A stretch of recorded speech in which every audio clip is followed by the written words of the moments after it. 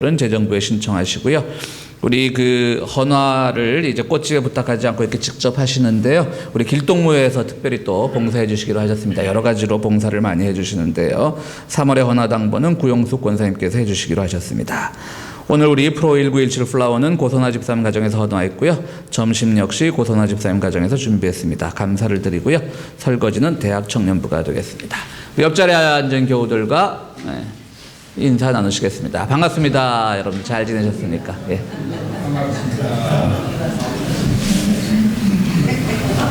잘들 지내셨으라고 믿고요. 이 시간 우리 남성 중창으로 함께 은혜 나누는 시간 갖도록 하겠습니다.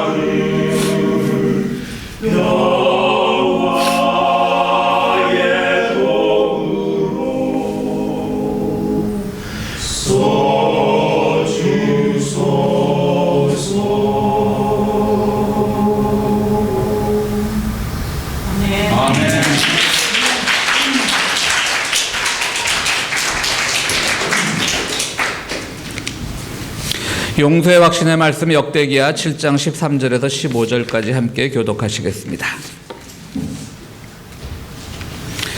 들어라, 내가 하늘을 닫고 비를 내리지 아니하거나 메뚜기를 시켜 땅을 황폐하게 할 때에 내 이름으로 이끄는 나의 백성이 스스로 공격하여서 일어나는 말을 하고 하나님께서 떠나면 내가 하늘에서부터 그 죄를 용서하여 주며 그 땅을 다시 번영시켜 주겠다. 이제 이곳에서 드리는 기도를 내가 눈을 뜨고 살필 것이며 귀담아 듣겠다. 아멘. 구원의 말씀 구약 에스더서 4장 8절에서 17절까지의 말씀입니다.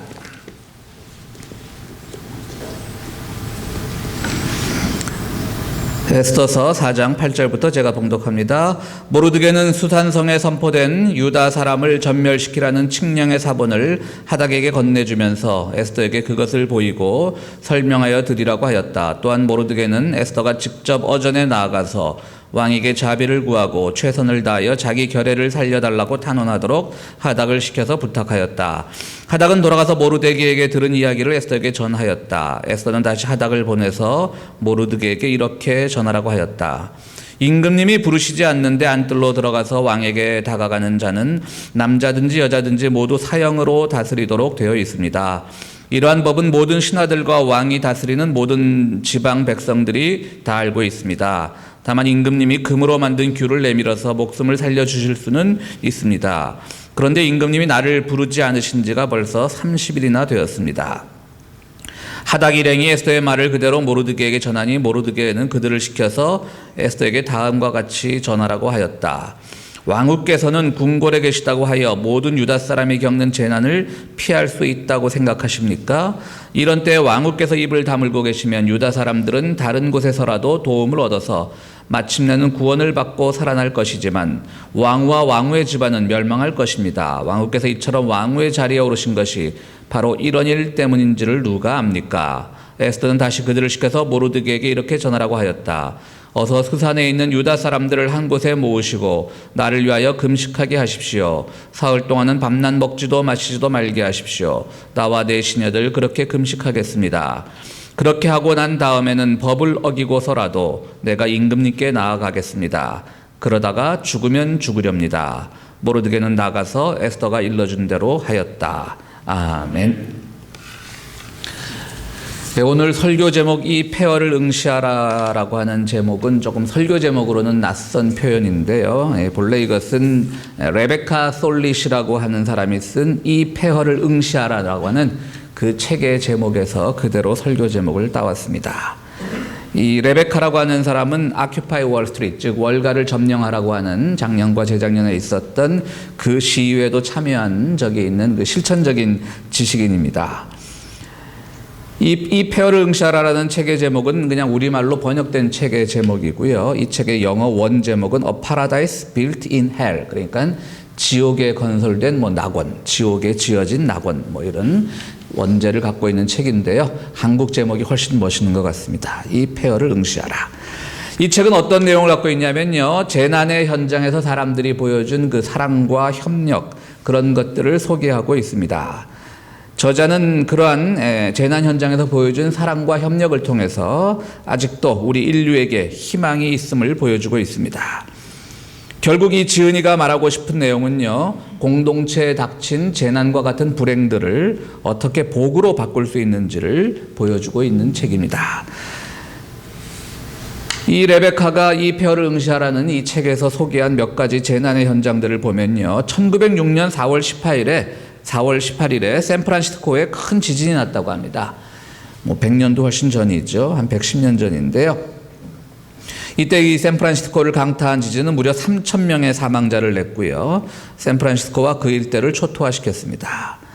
그런데 이때 그 재난 지역에 있던, 즉 샌프란시스코 지역에 있던 그로서리 마켓 주인들은요, 가게의 식품을 모두 방출했다고 합니다. 즉 이재민들을 위해서 그들이 판 것이 아니라 다 풀어줬다라고 하는 것이죠. 또 고기를 파는 정육업자들은 난민촌에 고기를 보내기도 했습니다. 지진이 있고 나서 몇 주 동안 가족을 잃고 집을 잃은 10만 명 이상의 사람들은요, 야영을 하면서 평소에는 느끼지 못했던 연대의식과 동병상련의 마음을 가졌다고 합니다. 지진 이전, 즉 1906년 이전에 샌프란시스코 사회를 갈라놓았던 빈부 간의 격차도 없어졌고요. 피부색에 따라 달리 대접을 받았던 인종의 병마저 모두 사라졌다고 합니다. 그 기간 동안 그곳의 사람들은 누구에게나 말을 걸었고 덕분에 아는 사람의 소개 없이 모두들 수백 명의 친구를 새로 사귀었다고 합니다. 이것이 오늘날 우리가 샌프란시스코 지역 하면 굉장히 진보적이고 자유적인 그런 지역으로 인식을 하고 있는데요. 바로 이 재난 때부터 그러한 인식이 생겨났다고 하는 겁니다. 가장 최근의 큰 재난으로는 9.11 테러를 들 수가 있겠죠. 무려 9.11 테러에 3,000명의 사상자가 냈는데요. 역시 그 당시 많은 자원봉사자들이 이 먼지덩이 속으로 들어가서 많은 사람들을 구출해냈던 것을 우리는 기억하고 있습니다. 그때 죽은 소방관들이 무려 343명이라고 하는데요. 그들의 죽음도 숭고하지만 그들 못지않게 또 많은 민간인들이, 일반 사람들이 죽음의 위험을 무릅쓰고 그곳으로 들어가서 많은 사람들을 구해냈다고 하는 것이죠. 그러면서 서로 간에 사랑하고 서로 간에 돕는 그런 연대의식이 생겼다고 하는 겁니다. 때문에 이 폐허의 현장을 제대로 보고 그 폐허를 극복하는 과정에서 사람들이 더 한층 성숙해질 수 있다라고 이 저자는 이야기하고 있습니다. 심지어는 1985년에요, 멕시코 시티에 굉장히 큰 지진이 났었다고 합니다. 그런데 멕시코 하면 우리가 그런 마음을 가져서는 안 되겠지만 아무래도 우리가 이곳에서 접하는 그런 분들을 보게 되면 뭔가 조금은 교양이나 이렇게 떨어졌다라고 우리가 오해나 편견을 하기 쉽지 않습니까? 그러나 의외로 그곳에서도 서로 사랑하고 돕고 격려하는, 멕시코 대지진 이후에도 그런 마음들이 생겨나서요. 그래서 어떤 형태로까지 발전을 했냐면 1926년 이래 멕시코는 제도혁명당이라고 하는 정당이 권력을 독식하고 있었는데요. 사람들이 서로 격려하고 사랑하고 다시 일으키려는 그 마음속에 우리도 할 수 있다라는 그런 자각들이 생겨나서요. 그 제도혁명당의 일당 독재를 끝내는 계기가 바로 1985년 멕시코 시티의 대지진 이후에 생겨났다고 합니다. 우리는 어떤 편견을 갖고 있습니까? 흔히 그런 재난이 생기면 폭도들이 가게를 약탈하고 많은 사람들이 서로 죽이고 빼앗고 일부 못된 상인들은 매점 매석을 통해서 그들의 수익을 올릴 것 같지만요. 또 실제로 그런 사람들도 있겠죠. 그러나 전체적인 흐름을 보면 바로 이런 재난의 현장에서 사람들이 오히려 더 사랑하고 더 자기의 것을 풀어놓고 이렇게 함으로써 그 재난이 축복으로 바뀔 수 있는 그런 계기를 마련한다라고 하는 것입니다. 이것이 레베카 솔릿의 주장인데요. 이 책은 신앙서적은 아닙니다. 사회과학 서적이죠. 그러나 이 책을 읽다 보면 우리의 고난 중에 함께 하시는 하나님이라고 하는, 그런 우리의 기독교인에게 매우 익숙한 진리지 않습니까? 우리 고난 중에 하나님 우리에 함께 하신다. 그런 진리가 우리가 그냥 단순히 고백하는 그런 신앙 고백이 아니라 바로 우리 삶의 현장에서 실제로 일어나고 있다는 것을 확인할 수 있게 됩니다. 이번 수요일을 통해서 우리는 제2의 수요일, 즉 고난의 기간 사순절, 부활주일까지 사순절을 보내게 되는데요. 이 기간 동안 정말 고난의 의미가 무엇인지, 우리가 겪는 고난 속에서 하나님은 어떻게 우리가 반응하고 어떻게 응답하기를 원하고 계시는지, 그런 신앙 고백이 있는 귀한 사순절 기간을 보내시는 여러분들이 되기를 바랍니다. 그런데 우리가 문제는요, 고난을 고난으로 인지하고 폐허를 폐허로 인지하는 그런 인식이 먼저 돼야 되겠죠. 그래야만 우리가 이 폐허를 제대로 바라보고 이 고난을 제대로 바라보고 황폐함을 제대로 바라보고 여기서 우리가 새로운 희망을 얻을 수가 있는 건데요. 만약 우리가 이러한 고난과 황폐함을 제대로 느끼지 못한다면 큰 문제가 있는 겁니다. 여러분, 우리가 이 기독교인으로서 참 고난이란 단어에 익숙한데요. 우리가 생각하는 고난은 무엇입니까? 우리도 고난의 극복을 위해서 많이 기도하잖아요. 많이 고민들도 하고.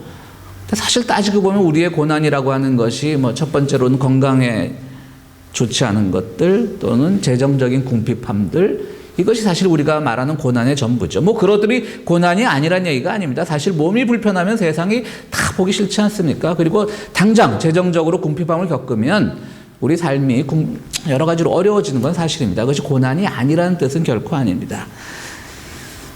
그런데 우리가 하나님의 말씀 가운데서 늘 고난이란 단어에 익숙하면서 정말 우리가 경험하는 고난이 물질적인 궁핍이나 건강상의 문제밖에 없는가? 이런 것들은 한번 생각해 보자라고 하는 것이죠. 이런 개인적 고난에만 집중하다 보면 정말 더 두려운 고난에 대해서는 무감각해지기가 쉽다는 겁니다. 나의 고난이 아니라 분명히 주변의 고난이 있는데 그것이 고난으로 보이지 않는다면, 황폐함으로 보이지 않는다면, 폐허로 보이지 않는다면 어디 그 안에서 새로운 공동체에 대한 약속이 있겠습니까? 어디 그 안에서 그것을 축복으로 바꿔주는 하나님의 음성을 들을 수가 있겠습니까? 고난을 고난으로 볼 수 있는, 폐허를 폐허로 인식할 수 있는 그것도 우리 믿음의 성숙함의 한 표지인 겁니다. 내가 당하는 개인적인 고난도 물론 중요합니다. 그러나 그것을 넘어서서 나에게는 실질적으로 고난으로 다가오지 않지만 주변에 있는 그런 폐허의 현장을 우리가 응시하고 직시할 수 있는 그런 믿음의 능력도 우리가 가져야 된다는 그런 뜻입니다. 오늘 우리는 구약의 유명한 인물인 에스더를 보게 됩니다. 참 위대한 신앙의 표본이었기 때문에 에스더라고 하는, 우리 기독교 가정에서는 딸들을 놓으면 에스더라고 하는 이름을 많이 짓게 되는데요. 에스더는 이스라엘이 그 페르시아의 지배를 받고 있던 시절입니다. 그러니까 바빌론 포로로부터 풀려나서 페르시아의 지배를 받던 시절인데요. 바빌론에 끌려가 있던 이스라엘의 포로들에게 페르시아가 그 지역 맹주가 되면서 다 고향으로 돌아가라고 하는데, 페르시아가 너무 관대한 정책을 피니까 페르시아, 오늘의 이란 지역이 되겠습니다. 오늘의 이란 지역으로 많은 유대인들이 이주를 했던 것이죠. 고향 돌아가 봤자 그 황폐한 땅에 뭐가 있을까 싶으니까 이란 가서 많이 살았던 것이죠. 바로 에스더는 그 시절에 활동하던 인물입니다. 유대인으로는 독특하게 당시 페르시아의 왕이었던 아하수에로 왕의 왕비가 되었던 여자죠. 물론 왕비가 될 때는 유대인이라고 하는 자기 민족적인 정체성을 숨겼습니다. 숨긴 것이 아니라 그냥 왕비로 간택이 됐으니까 굳이 내가 유대인이라고 밝히지 않았던 것뿐이죠. 만약에 유대인이라고 밝혔으면 아무리 그 페르시아에서 관대한 정책을 써도 이방인을 왕비로 삼지는 않았을 겁니다. 근데 이 아하수에로 왕에게는 하만이라고 하는 이인자가 있었는데요. 이 사람은 모르드게라고 하는 당시의 그 에스더의 사촌이기도 하고요. 당시 그 거대한 유대인 공동체의 지도자였는데요. 이 아하수에로 왕의 이인자인 하만과 유대인 공동체의 지도자인 모르드게가 늘 사이가 좋지 않았습니다. 모르드게는 종교적인 이유 때문에 하만에게 제대로 예를 갖추지 않았고, 하만은 그것을 종교적인 이유 때문에 예를 갖추지 않았다라고 생각하기보다는 이 사람이 건방져서 나에게 예를 갖추지 않는구나 라고 생각을 해서 모든 유대인 몰살령을 내리게 됩니다. 아주 끔찍한 사건이죠. 이 페르시아에 살고 있던 모든 유대인들을 몰살하라고 하는 것이죠. 성경엔 자세히 나와 있지 않지만 이 모르드게가 하만한테 얼마나 좀 못되게 굴었는지, 인사를 제대로 안 했는지, 어쨌든 이 하만이라고 하는 아하수에로 왕의 이인자는 모든 유대인 공동체를 다 몰살을 하라고 명령을 내린 거죠. 어떻게 했습니까? 남의 나라와 더불어 사는데 기원전 6세기경에 왕의 명이라고 하면 죽으라면 죽어야지요. 그때 모르드게는 이렇게 생각을 합니다. 그래도 에스더가 있지 않냐. 나와 사촌지간이고 그는 지금 아하수에로 왕의 왕비가 아니냐. 그 사람을 보내서 편지를 보냅니다. 우리 동족이 다 죽게 되었는데 도와달라고 하는 얘기죠. 넌들 편하겠느냐. 넌 현재는 유대인이라고 하는 그 사실을 세상 사람들이 모르지만, 그래서 너는 살 수 있지만 너는 살고 모든 너의 동족들이 다 죽는데 네 마음은 편하겠느냐. 이렇게 이제 편지를 보냈던 거죠. 그러자 오늘 읽은 본문 중에 에스더는 그 모르드게에게 이렇게 답장을 합니다. 왕께서 부르시지도 않는데 궁궐 앞들로 어전에 들어갔다가는 남자든지 여자든지 다 사형을 받습니다. 혹시라도 왕께서 금으로 된 지팡이로 그것을 한번 휘두르 주시면 내가 사면은 받을 수 있을지 모르지만 그 보장이 없지 않습니까? 이 페르시아의 법은 왕이 불러야만 갈 수 있는 것인데, 그것을 어기면 죽을 수도 있는 것인데 내 함부로 갔다가 죽으면 어떻게 하라고요? 에스더로서는 당연한 대답입니다. 민족의 동족의 이 황폐함은 보이지 않는 것이죠. 나는 지금 이 왕비로서 아주 편하게 살아가는 겁니다.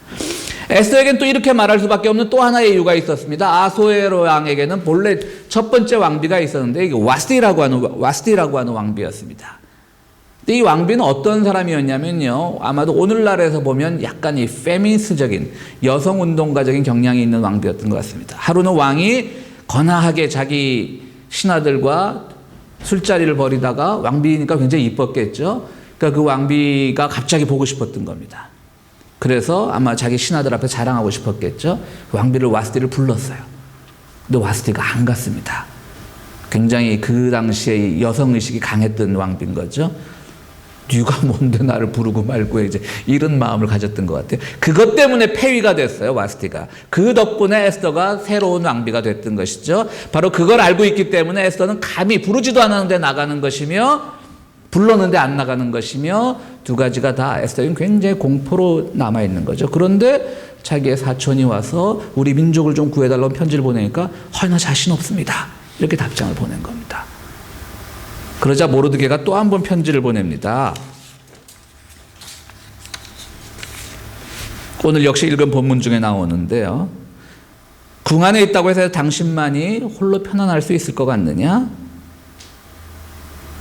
아주 또 자신 있게 얘기를 합니다.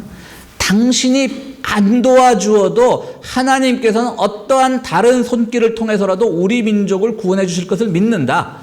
아주 궁지에 몰린 모르드게의 자신만만한 얘기죠. 에스더 왕후, 당신이 우리 민족을 안 도와주어도 하나님은 다른 방법으로 우리를 도우신다. 내가 뭐 꼭 당신 도움이 필요해서 당신에게 편지 보낸 줄 아느냐? 당신도 이 고난의 현장에 참여함으로써 축복을 받게 하려는 것이다. 아주 자신만만하게 편지를 보냅니다. 그러자 에스더는 그 편지를 보고 뒤통수를 맞은 것 같은 거죠. 그렇지. 내가 왜 이곳에 왔을까? 그래서 이 유대인 공동체에 편지를 보냅니다. 저를 위해서 3일만 모두 금식하고 기도해 주십시오. 저도 하겠습니다. 겁이 나니까요. 그 대신 3일 기도한 뒤에 내가 왕이 부르지 않아도 과감하게 왕에게 찾아가서 우리 동족을 구해달라고 얘기하겠습니다. 라고 얘기를 하는 겁니다. 유대인 동족들은 또 에스더는 같이 3일 동안 밤낮으로 금식 기도를 했고요. 그리고 용감하게 에스더는 아하수에로 왕을 찾아갔고요. 부르지도 않았는데, 부르지 않았을 때 가면 큰일 나는데요. 그런데 왕이 이 에스더가 부르지도 않아놓은 에스더가 왔을 때 죽이기는커녕 오히려 에스더의 얘기를 끝까지 듣고 그래서 유대인 공동체에 내렸던 그 몰살 명령을 거두게 되는 겁니다. 오히려 하만은 모르드게를 매달기 위해서 큰 나무에 매달아서 죽이기 위해서 큰 나무를 만들어 놨었는데요. 거기에 역설적으로 오히려 하만이 아하수에로 왕의 2인자였던 하만이 매달려서 죽게 되는 그러한 사건을 기록하고 있는 책이 바로 에스더입니다. 하만이 본래 이스라엘 사람들을 죽이려고 계획을 실행할 때 언제 죽이는 것이 가장 좋을까? 3월 2일 날 죽일까? 3월 3일 날 죽일까? 이 뽑기를 했어요. 제비 뽑기를. 그 제비 뽑는 거를 히브리어로 부르라고 하는데요. 그래서 오늘날도 이스라엘에서는요. 부르의 그 복수형인 부림해서 부림절을 굉장히 크게 지키고 있습니다. 그러니까 모든 민족이 다 몰살당할 뻔한 날을 제비 뽑기 하는 그걸로 인해서 오히려 하만이 거꾸로 죽게 되었기 때문에 부림절을 굉장히 크게 지키고 있습니다. 제가 몇 해 전에 그 이스라엘을 갔는데 막 온 거리로 젊은이들이 몰려 나와서 뭐 축제를 벌이고 있더라고요. 가이드한테 물어보니까 바로 오늘이 부림절이라고 이렇게 얘기를 하더라고요. 그 정도로 오늘날도 아주 큰 명절로 지키고 있습니다. 그렇습니다. 오늘 에스더의 입장에서 보면 민족이 당하는 황폐함, 이 폐허는 에스더에게서 보면 아무것도 아닙니다. 그렇지 않습니까? 에스더에게는 결코 고난의 상황이 아니에요. 에스더는 편하게 있는 거예요. 궁궐 안에서. 눈 한 번만 질끈 감고 내가 죽는 것도 아닌데 내 민족이 죽는 건데 눈 한 번 질끈 감고 그냥 모른 척하고 있으면 자기를 유대인으로 기억하는 모든 증인들도 다 죽어버리니까 극단적으로 생각하면요. 굉장히 편한 상황일 수 있는 거죠. 대페르시아 제국의 왕비로 살아가는데 손색이 없습니다. 그러나 에스더는 민족이 당한 황폐함을 외면할 수 없어서 죽으면 죽으리라는 각오로 나서게 되었던 겁니다. 이언 토마스라고 하는 에스더서를 주로 연구하는 신학자는요. 에스더서는 성령의 입장을 잘 기록하는 책이라고 이렇게 해석을 하고 있습니다. 에스더의 결정을 이끌고 있는 것이 바로 성령이라는 것입니다. 우리는 성령의 임재를 위해서 늘 신앙생활을 합니다. 오늘 우리의 신앙 상태는 어떻습니까? 혹시 우리의 영적 상태는 황폐하지 않습니까? 다 무너져버린 폐허가 아닙니까? 혹시 우리가 오늘 신앙이란 이름으로 가지고 있는 이 믿음의 체계들은 오히려 우리의 욕심을 부추기는 보조장치가 되어 있지 않습니까? 나는 신앙이란 이름으로 믿음이란 이름으로 열심히 기도를 하는데 그 기도의 내용은 내 욕심을 부추기는 그냥 보조장치일 뿐인 거예요. 욕심이 우선인 거예요. 오늘 우리 마음속에 분명히 큰 궁핍함도 없고 큰 질병도 없으면 우리 스스로 지금 황폐했다고 느끼지 못하는 것이죠. 왜? 당장의 삶에 그렇게 큰 고민이 없으니까. 거기에 십자가의 복음도 회개도 구원의 소망도 없이 그저 세상의 것 적당하게 누리고 있는 내 마음, 가끔 걱정과 고난이 생기지만 그것은 그냥 내 개인적인 일신상의 문제일 뿐, 그저 나는 만사가 좋다라고 하는 그런 마음이 있다면 우리는 오히려 굉장히 지금 황폐함 속에 있는 겁니다. 주님께서 가르쳐주신 십자가의 진리도 없고 그저 내 마음 편안한 것으로 신앙의 이름으로 대체한다고 한다면 우리는 사실은 황폐한 것인데, 이 황폐함, 이 폐허를 제대로 응시해야만 우리가 그 황폐함 속에서 새로운 그리스도의 약속을 들을 수가 있는 건데, 그 황폐함을 제대로 모른다고 한다면 그것이 바뀔 수 있는 축복도 없는 것이죠. 뭘 알아야지, 봐야지, 제대로 인식해야지 그것이 바뀌는 것이죠. 우리는 그저 우리의 욕망이나 가벼운 지식 정도로 우리의 믿음의 상태를 대체하려고 합니다. 이런 것들이 바로 우리 영적인 폐허 상태, 황폐 상태입니다. 성령의 도우심이란 무엇이겠습니까? 우리의 영적 상태를 폐허로 응시할 수 있는 것입니다. 지금 우리의 마음이 황폐하다는 걸 응시할 수 있는 겁니다. 그래서 언제부턴가 내 마음에서 살아신 예수 그리스도의 희생과 구원의 약속을 빨리 발견할 수 있어야 되는 겁니다. 마태복음 24장에는 이러한 말이 나옵니다. 황폐하게 하는 가증스러운 물건이 있는 거룩한 곳에서, 황폐하게 하는 가증스러운 물건이 거룩한 곳에 서 있는 것을 보거든 산으로 도망하여라. 그러니까 내 마음이 지금 황폐해져 있는데 이게 지금 거룩함으로 착각되고 있으면 이건 안 된다라고 하는 그런 말씀인 것이죠. 주님도 우리가 폐허 가운데서 똑바로 보라고 말씀하십니다. 밭을 갈다가 한 사람은 부름받고 한 사람은 부름받지 못한다라고 하였습니다. 밭이라는 것은 무엇입니까? 우리 삶의 현장입니다. 그런데 누가 부름받고 누가 부름받지 못하겠습니까? 비옥한 땅이 내 눈앞에 있어서, 그래서 그 비옥한 땅에서 온갖 소출물들이 나와도 이것이 삶의 목표가 아닌 것을 아는 사람은 부름받을 수 있습니다.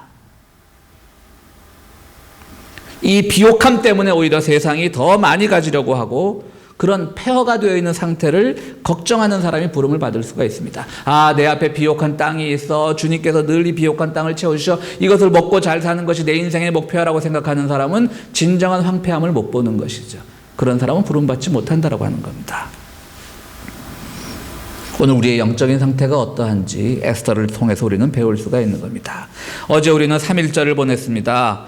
저는 부모님이 모두 일본에서 교육을 받아가지고요. 농담 삼아 반은 농담이고 반은 진담이기도 한데 그냥 친일파의 후예라고 얘기를 잘 하는데요. 꼭 그래서는 아니지만